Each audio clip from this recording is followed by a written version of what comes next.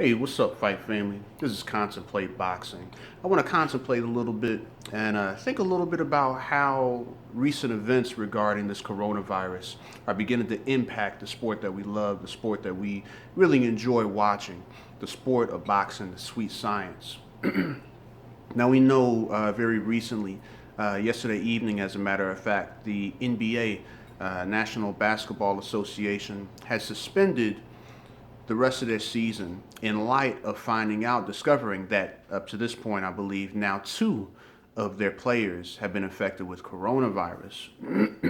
I read an article not too long ago on boxingscene.com that kind of asked the question as if the coronavirus will affect the sport the same way that it's actually been affecting the NBA. And I think it's a good question. I think actually we're starting to get a little bit of that answer, as a matter of fact. I've been going through a lot of different articles that I've been seeing in sports news, rather in boxing news, and I just wanted to go over a few of the events that have been happening recently that can kind of show us that, boxing may actually go a similar route as to what's been happening in the NBA. Recently, we see that James Kirkland versus Marcos Hernandez was postponed. Puerto Rico's event, which was scheduled to be on March 27th, the Puño Limpio, this got suspended altogether. California, the state of California, has canceled their combat sports going through to the end of March. And in fact, also, undefeated heavyweight and Olympic silver medalist Zhang Zilei is currently stuck in China. Zhang Zilei actually does quite a bit of his training in California. I believe he resides somewhere out there as well normally. He was actually scheduled to come back on February 3rd. As we know, the travel ban actually went into effect on February 1st. So as it stands right now, he is still currently in China, not able to really get back. So the question right now, we do see that the coronavirus has been leaving its imprint, leaving an impact, on boxing as a whole. A lot of events are getting postponed. As a matter of fact, a few months back, if some of you remember, the fight that was actually supposed to happen between Jose Carlos Ramirez and Victor Postol actually ended up getting canceled because of concerns around the COVID-19 virus.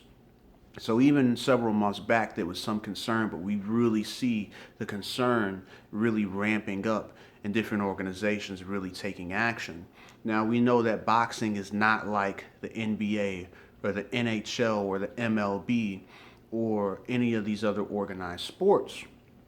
Boxing, unfortunately, can have a tendency to move a little bit slower when it comes to some safety things and other aspects as well.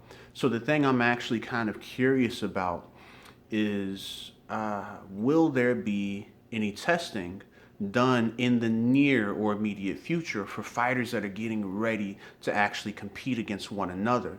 We know that this upcoming Saturday, Shakur Stevenson and Miguel Mariaga will be facing off against one another on a top-ranked card.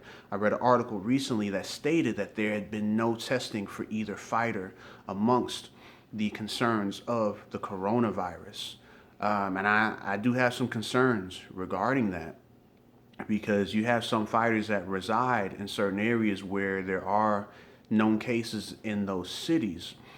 And even beyond that, you can never be too careful. But, boxing is a sport where these individuals are going to be leaning on each other. They're going to be sweating on each other. They're going to be breathing on each other. They're going to be bleeding upon one another. And that's a very dangerous position to be in if either one of them are actually sick. Excuse me. So I think that some of the commissions should actually kind of step in and start, investing in some of this testing. Either the commissions, the sanctioning bodies. I'm very curious what all powers that be involved are actually going to do. Commissions, sanctioning bodies, promoters, the fighters themselves, in order to try to keep themselves safe.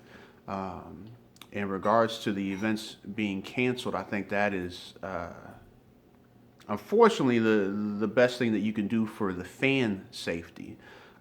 In some cases, I believe I heard that the NCAA, they're going to continue to do their March Madness, but not have fans actually in the stands. They'll just televise it. Um, I think that's the best thing for fan safety. I don't know if boxing will actually go and do that because, a lot of boxers do also depend on that live gate sale.